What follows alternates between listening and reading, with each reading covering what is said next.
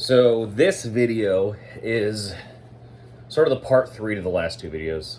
The only reason I came back to do videos is because I had this conceptual trio that I wanted to knock out. So this is part 3. Other than Record Store Day, I don't have plans to make a ton more videos. There might be one vinyl tag that I do, just because it is very intriguing to me and my tastes in sort of recent moments. But if you haven't watched the last two videos I made, the first one was all about good packaging. The second video was all about good packaging as well, but also sort of finding missing pieces. And this video is a vinyl finds based on the last two videos. These are all records that I have, for the most part, except for a couple which I'll notate that sort of tie in with what I'm going to show here. Records that I have already owned, have already purchased in the past, and I have purchased again. Either due to regret of selling, mostly due to just wanting a different variant. Let me be clear, these are not upgrade copies. In one case it kind of is, but this is very intentionally like, I owned a copy of these records before, I found a different version of the record I wanted, I bought it, got rid of the other one. So, starting off with two records I actually showed in the first of these three videos, which are the new Pelican EP and the new Gov LP on Run for Cover Records. I gushed about the Nothing album in the Run for Cover First Run series, and when I bought that, I didn't realize that most of their new releases are going to be in this first Run Club series. And when I saw how impressive the Nothing album was, I decided I wanted to, I guess, upgrade in a way, but get these first Run Clubs of the Pelican record and the Gov record that I've been loving this year. I'm not going to take all these apart because it's very long and complicated, but the Pelican record has all the same types of inserts as the Gov album. I will say the poster in this one leaves a little bit to be desired because it's the same artwork as the album cover and the insert. So I would have liked maybe a band photo or something a little bit different. But it's kind of on like, they call it mountain ore vinyl. It's kind of like a tan marble swirl. And then the Gov record comes on Silver Nugget instead of the Gold Nugget vinyl. And nice poster in here. Both of these come with the sampler CDs and the stickers and everything that you saw with the Nothing album. So definitely went ahead and upgraded these. I don't think I'm going to buy every single First Run Club. There's an AFI record, which I'm not an AFI guy. And there's a couple other releases that they're about to put out or have recently put out that are just bands I don't care about. But I want to at least try all these albums because if the albums are good, these First Run Club pressings I really can't speak enough good about, and are really nice interactive pieces for the collection. So got those upgraded to the First Run Club. So went and saw Photocrime the other night. This is their newest album, Security. Photocrime is Ryan Patterson from Coliseum. I have talked to death about both of those bands on my channel before. If you still have not checked out either of these bands, this new Photocrime record is fantastic. It is the political, anti-fascist dark wave record that we need in these times. It is so good. Their hardest record to date. It's really rocking now that Ryan has really expanded the band past kind of just a solo project. So there's a lot of guitars, there's a lot of rocking stuff on here. Features from members of Slipknot and Napalm Death on this record as well. So really good stuff. Show was great. Picked this up at the show, and this was the variant I wanted the most, which is this, they call it Dark Space Swirl. I have most of my Photocrime stuff on black, But these last two albums did not come out on black vinyl. And I'll talk a little bit more about that with this next record I'll show you, which is the previous Photocrime album, Accelerated. I owned the version of this without the silkscreen cover, and the silkscreen cover I had thought to have been completely sold out, but they actually had these at the show, so I went ahead and picked one up for my collection. Also picked up the Cautious screen print flexidisc. This is actually a single from Security, but I thought it looks better pairing it with this album just because of the letterpress. But I'll show you. I picked this up at maybe 2 Photocrime shows ago now, 3 Photocrime shows ago now. Had him sign it. This is also a great record. This also comes on blue vinyl. So now I'm sort of backtracking, trying to get the blue vinyl editions of all the other records and get rid of the black ones. So, because I am a freak. Anyway. So that was nice to be able to get this limited edition and then, you know, just trade it out the other one I had. I mean, I took the copy I already owned, put it in the silkscreen jacket. Took the unsigned copy that was in the silkscreen jacket. Trade that out, obviously. Now, if I can only get this back inside the silkscreen jacket. Oh, Lord. Collector scum. Collector scum. Alright, let's talk about another fantastic new punk release from 2026. Finally got the new Converge record. This is Love Is Not Enough. Metalcore, metallic hardcore institution have put out some of my favorite heavy music of all time. This record is no exception. It's very good. It is very tight. It is their most kind of direct hardcore influenced record in a long time. Not too many of the sludgy slow jams, just kind of in your face, crusty metallic hardcore. Really good record. Maybe on par with the last one. They're very, very close, but great record. Comes with a nice booklet, as a lot of these newer Converge records do, because Jacob Bannon is just a masterful artist and lyricist, so it's nice that he takes the time to put all that work into the booklets and inserts. This is the indie retail exclusive Golden God. Now, I talked about in one of these last couple videos that I'm really over the Golden Nugget vinyl, just because it's overdone and they all kind of look the same. This one is really nice because it's a darker shade. Still was not my preferred variant of the record. I really wanted the Rainbow Techno Killer variant, but that had sold out and I just never got around to it. So this indie exclusive is quite nice. I do like the darker gold much more than the standard sort of gold nugget that we see a lot now. But with this new Converge record, I ended up selling some other Converge records I owned, and again, trying to sort of get in that pressing consistency thing that I talk about a lot in my collecting. And so I sort of offloaded some older variants and got some newer variants in that now it's kind of I have a more consistent run of all the Converge stuff. Still a few records I'm missing, but picked up this. This is the 15th anniversary edition of Unloved and Weeded Out. This is sort of singles, B-sides of the Jane Doe era. Picked this up from Touche Amore's Jeremy Bulm on Discogs. Shouts out to Jeremy Bulm. And it's funny because this variant is actually not too far off from the one I previously owned. So this is sort of a green smoke.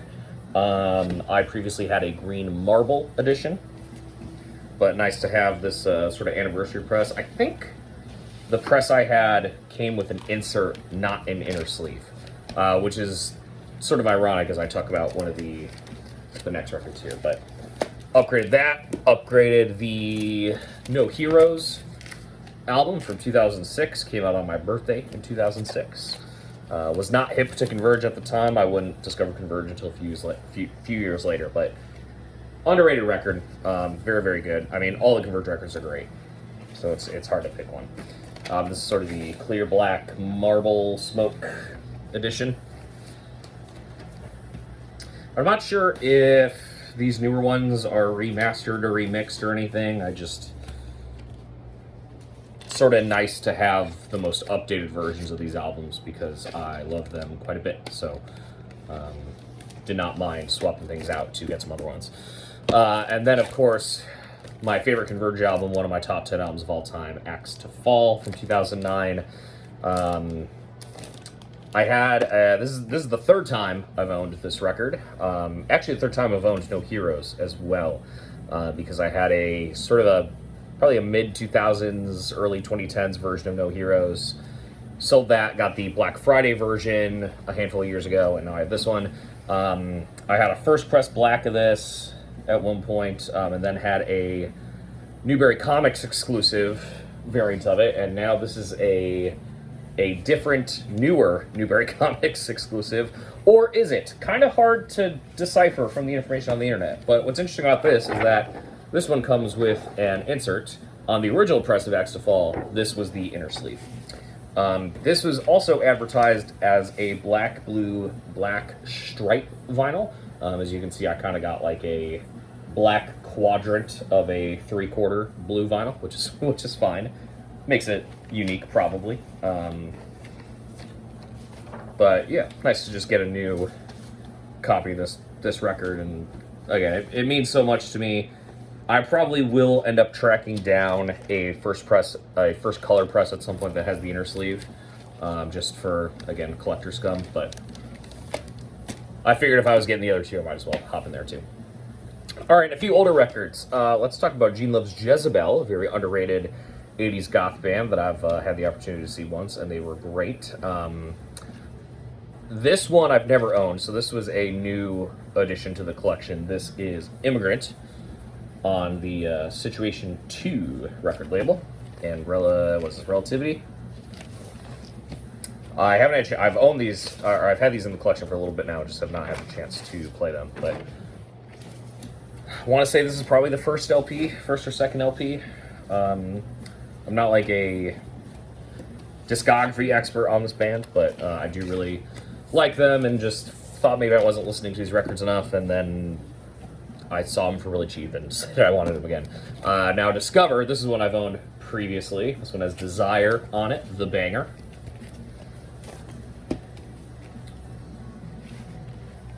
On the Geffen label, this actually has the original black sleeve in it as well.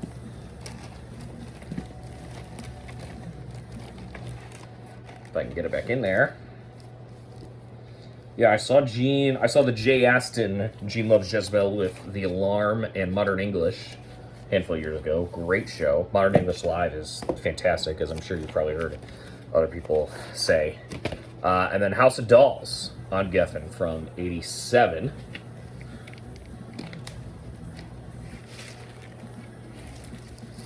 Also one I've had in the past. And now I own it again. Couple more here. We got some Styx action. Equinox. I originally only wanted, or really only cared about owning the sort of classic Styx run 77 to 83. The Grand Illusion, Pieces of Eight, Cornerstone, Paradise Theater, Kilroy was here.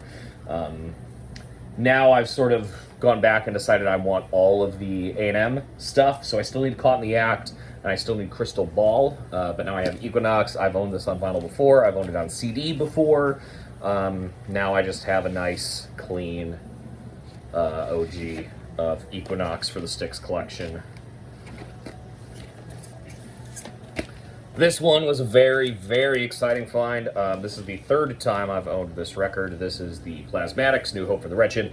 I owned this once before from Reckless Records. I got a dirt cheap copy of it because it had the front, it had the back, but the spine was missing, so it kind of just felt like two cardboard inserts. I think it was like $10 or something, and I was like, I don't care. It was one of the last Plasmatics records I needed at the time, so I went ahead and picked it up.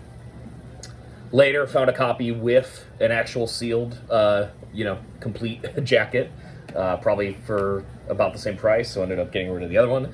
And then I found this one at my local shop, and it was a little bit more than I probably would have paid for this record, but it was in great shape and had both of the original inserts, neither of which I knew about previously. The sort of mail order form for the Plasmatic Secret Service. And then this giant, just gorgeous, gorgeous, gorgeous show poster. Sorry, I got the fan on, so everything's blown away, but I mean, I had to do it. I love Plasmatics, always have. This was just so cool. I did not want to pass it up, and like I said, more than I probably would have wanted to pay for something like this, but had to do it. And then, ended up selling the other copy I had, which, was still not a very common record, so was not the end of the world there. And these last two, a couple from Black and Blue. Kiss's Tommy Thayer's first band. This is the Without Love LP, I believe the second Black and Blue album. This is one I've never owned, but one I've been looking for a lot because this has Miss Mystery on it, which is my favorite Black and Blue track. Inner sleeve. And then I also got Nasty Nasty, which I owned a German press of this previously, and at some point realized, why the fuck do I own a German pressing of Black and Blue's Nasty Nasty? I don't care about that. So, and about once a year, I get really die-hard into picking up a bunch of Kiss stuff. Oh, there's actually one more record I gotta show.